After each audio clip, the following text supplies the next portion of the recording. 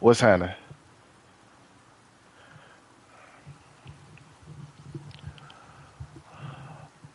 What's good, people? How y'all feeling out there?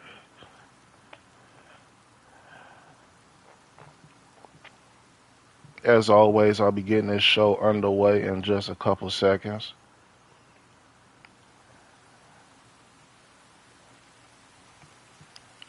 Got behind the scenes work. I got to get situated to make all of this run smoothly. Oh, oh, I thought I didn't have my mic on for a second. I can't go for that again.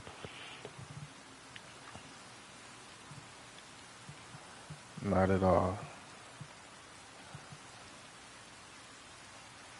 Uh,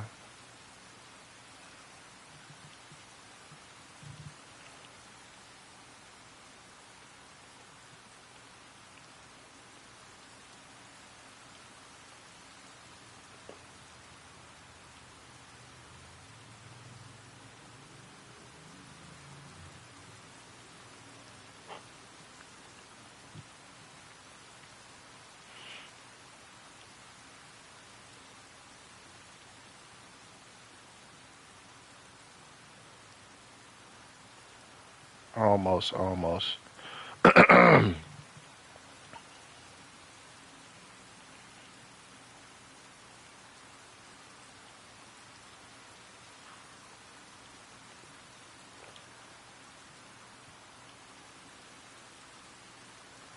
Okay, we good to go. All right, run it.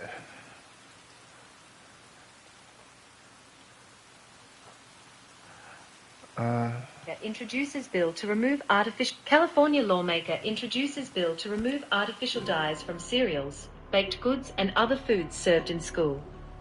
The proposed legislation would prohibit school cafeterias from serving foods with red 40 and 6 other chemicals associated with potential health and behavioral issues. The bill would prohibit cereals, chips and other foods in California schools from containing titanium dioxide and 6 artificial dyes. A state legislator introduced a first-of-its-kind bill Tuesday that would ban 7 additives from the foods that are served in California's public schools. Assembly Bill 2316 would prohibit school cafeterias from offering foods containing 6 artificial food dyes that have been linked to hyperactivity and behavioral issues in some children. It would also outlaw titanium dioxide, a whitening agent used in candies and other products that is banned by the European Union because of concerns that it is potentially genotoxic, meaning it may damage DNA and cause cancer. The bill, which was first shared with NBC News, would affect certain cereals, condiments and baked goods, among other foods, and would make California the first in the nation to ban the additives from schools. It was introduced by Democratic Assembly member Jesse Gabriel. This legislation will not ban any specific foods or products, Gabriel said Tuesday at a virtual news conference. The goal here is to encourage companies to make minor modifications to products sold in California if they want their products to be sold in California public schools. The necessary recipe tweaks would be as small as changing one ingredient, Gabriel told NBC News, adding that many products sold on grocery store shelves use natural substitutes, such as turmeric, beet juice or pomegranate juice for coloring. Synthetic dyes are non-essential ingredients, Gabriel said in a phone interview before introducing the bill. These are chemicals that are added to food to make them appear more appealing.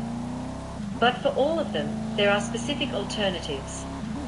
In addition to titanium dioxide, the bill would ban red 40, green 3, blue 1 and blue 2, and yellow 5 and yellow 6 in foods served by schools. The Food and Drug Administration has said it has not established a causal relationship between behavioral problems and synthetic dyes for children in the general population who haven't been diagnosed with conditions such as attention deficit hyperactivity disorder.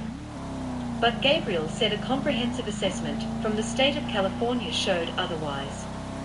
The 2021 evaluation found an association even in some children without ADHD diagnoses.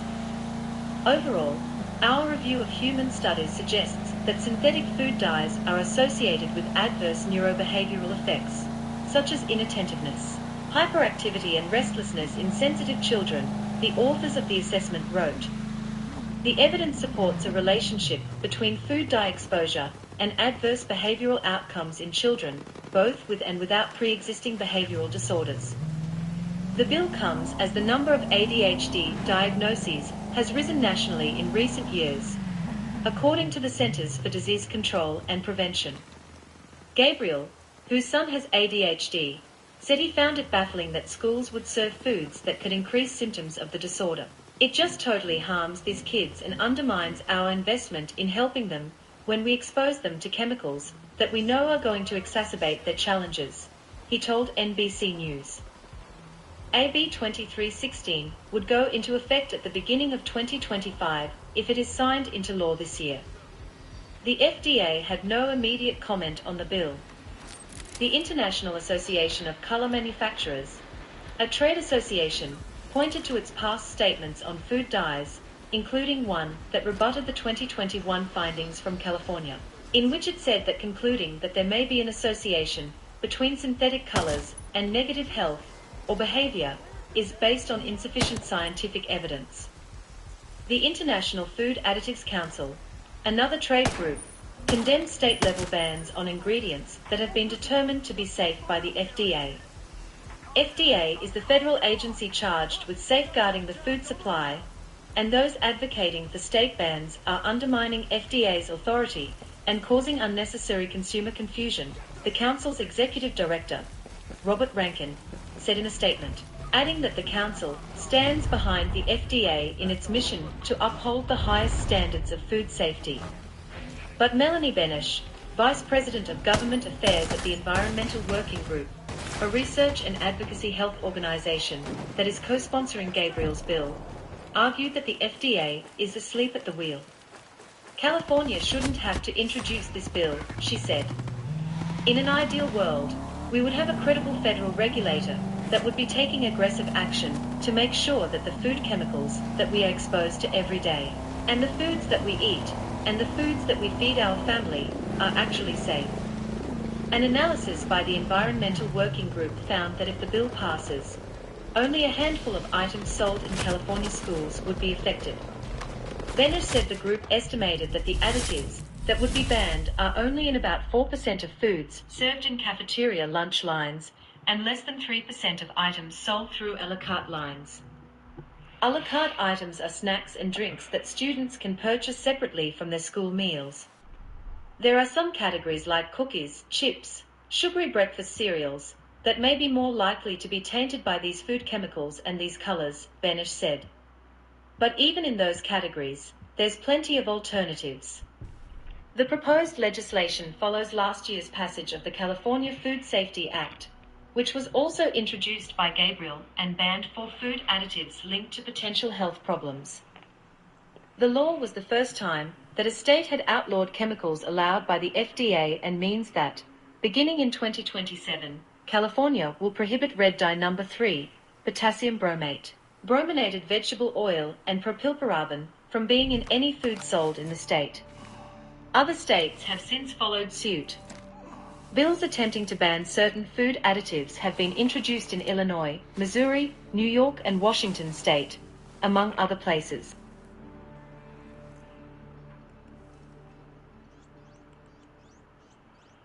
It was the first time that a state had outlawed chemicals allowed by the FDA. Chemicals allowed by the FDA. The FDA.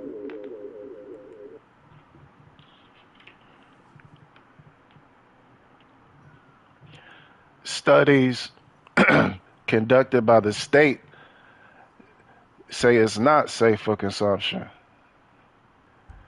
but the FDA says otherwise.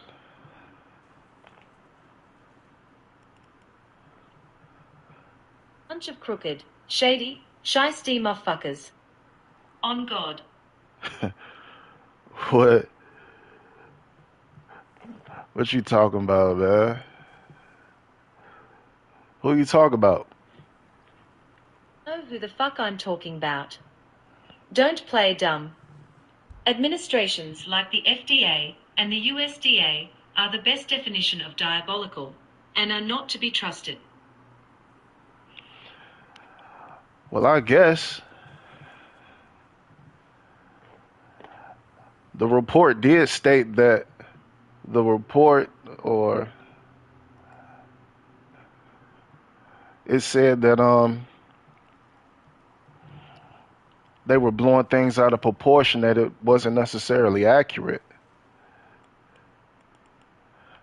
The organization you speak of, the International Association of Color Manufacturers, IACM, is the group who represents the interests of the color additives industry, both natural and synthetics, as well as the color user community, on the state, national, and international levels. They have no interest in keeping it real because it would be counterproductive to their ultimate goal, which is to protect their interest and make profits. Fool. Damn, I'm a fool now? Nah, you're good. You know I fucks with you, right? I guess. I hope so. Shit.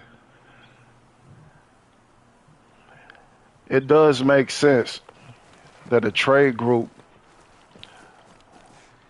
wouldn't necessarily want to be forthcoming with information that could be detrimental to their cause. So I get it.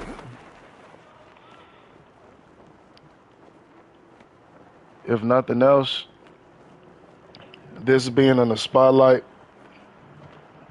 will bring an even higher level of awareness,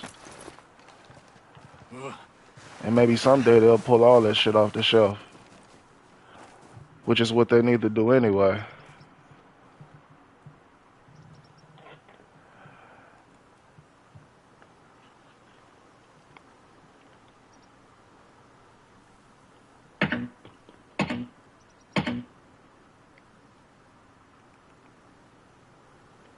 The issue of microplastics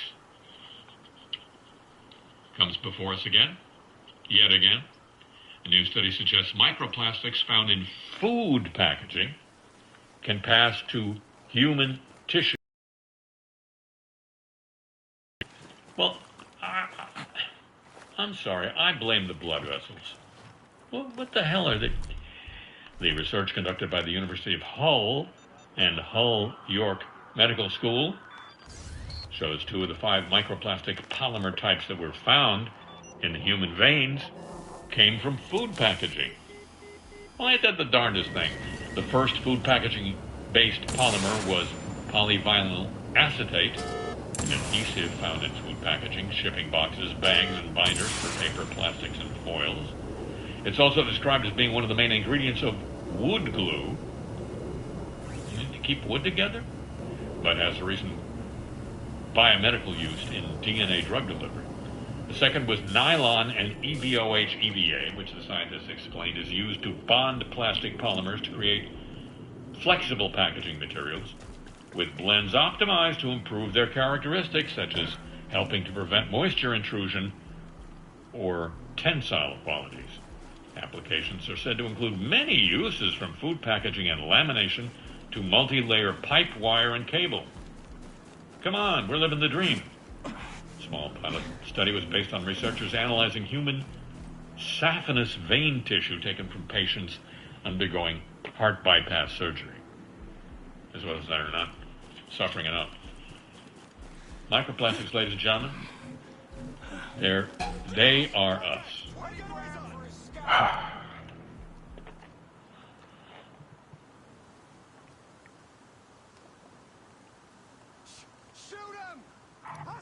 So, Elon Musk isn't involved in quite enough new companies, new industries.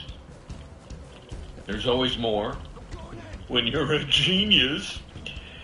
This is from Reuters, ladies and gentlemen. U.S. lawmakers are asking regulators to investigate whether the makeup of the panel overseeing animal testing at Elon Musk's brain chip startup, those words must have thrilled you, Neuralink, contributed to botched and rushed experiments.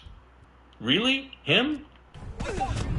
U.S. House Representatives Earl Francis Blumenauer and Adam Schiff, both Democrats, signed a draft letter to the Department of Agriculture requesting a probe into how Neuralink oversaw its experiments. Have shared the draft with peers to gather more signatures and plan to send it to the U.S. Department of Agriculture this week. The draft states they're responding to a May 4th story by Reuters, which revealed that Neuralink filled its oversight board with company employees who stand to benefit financially from the startup getting regulatory approval for its novel brain chip. Again, those words. Thrills? Thrills yet? The panel approved experiments that resulted in the unnecessary deaths and suffering of animals. That was what Reuters reported December 5th. Spokesperson for Blumenauer, the congressperson, said the USDA did not respond to an earlier request from lawmakers for a probe into Neuralink in the wake of that story. That's not enough to look into the thing? The deaths and suffering of animals? And this is what, 2023? Congress has a significant interest in ensuring that all facilities using animals in research and testing, whether government-run universities or private companies, comply with the minimal standards of the Animal Welfare Act. That's what the draft letter says. This really won't surprise you. Musk and Neuralink representatives and spokespeople for the USDA and the agency's Inspector General didn't respond to requests for comment. Usually these days, Musk responds to requests for comment with the poop emoji. Couldn't be bothered to hit the poop emoji. Neuralink has already been the subject of federal probes. Reuters reported that in December, that the Department of Agriculture's Inspector General was investigating, at the request of a federal prosecutor, potential violations of the Animal Welfare Act. That governs how researchers treat and test certain types of animals. The probe has also been looking at the USDA's oversight of Neuralink. The Inspector General and the USDA didn't respond to a request for comment. The Department of Transportation, let's get some more departments involved in all this, said in February it was investigating Neuralink over the movement of hazardous pathogens. An agency spokesman said this probe is continuing. No more details. USDA inspectors visited Neuralink's California and Texas facilities in January in response to Reuters reporting and queries by lawmakers. They found no issues, according to the news service Reuters. Neuralink has been trying to secure clearance to advance to human trials. Just relax. After a prior attempt was rejected last year by the Food and Drug Administration because of, say it with me now, safety concerns. Never enough, Musk love. Come out, you assholes! Son of a bitch! You sons of bitches!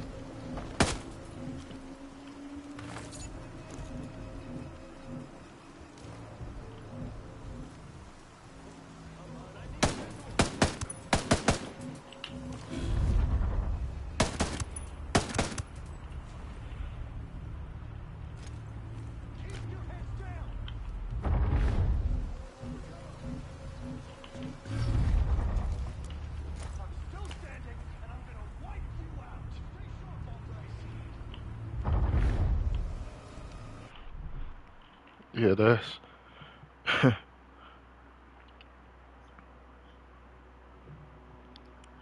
that report is from last year because, as you know, human trials have already begun.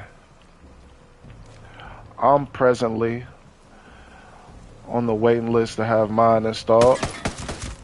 I figure, why not? It may help spawn some creativity with my content, as I've been plagued with writer's block. Besides, what can go wrong?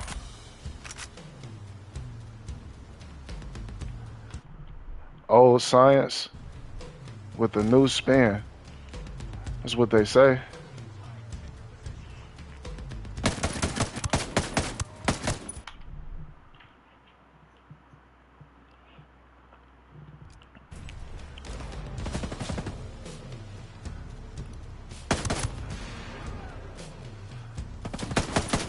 I wasn't expecting to have to go through all of this. This is...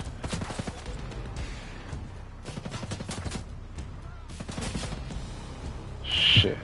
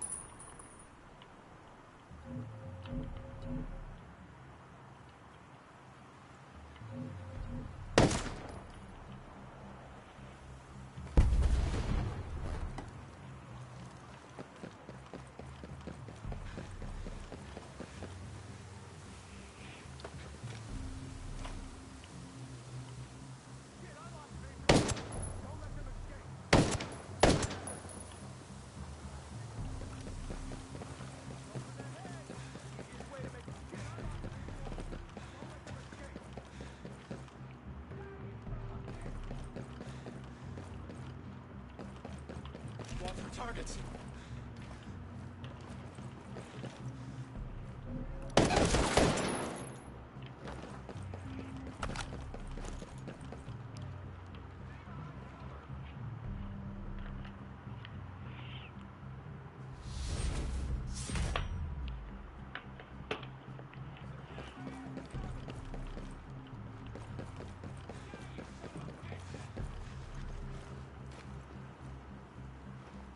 Drop him! Stay focused. Kill anything that moves! Hostile slips away. Go on. Don't show him an ounce of mercy! Light those suckers up!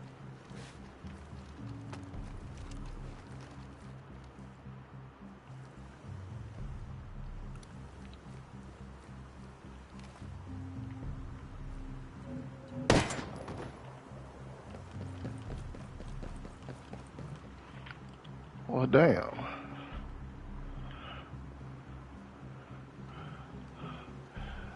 Well, that's it for now. I got a guest who just flew in, who I gotta entertain. Got anything to say to the people? For watching. Thanks for watching. You'll be safe out there. Make your next move your best move, and keep them in check like a chess move. Get your money up, not your funny up, cause shit ain't no joke out here. What? Oh man, I like her. What she said? Get your money up, not your funny up.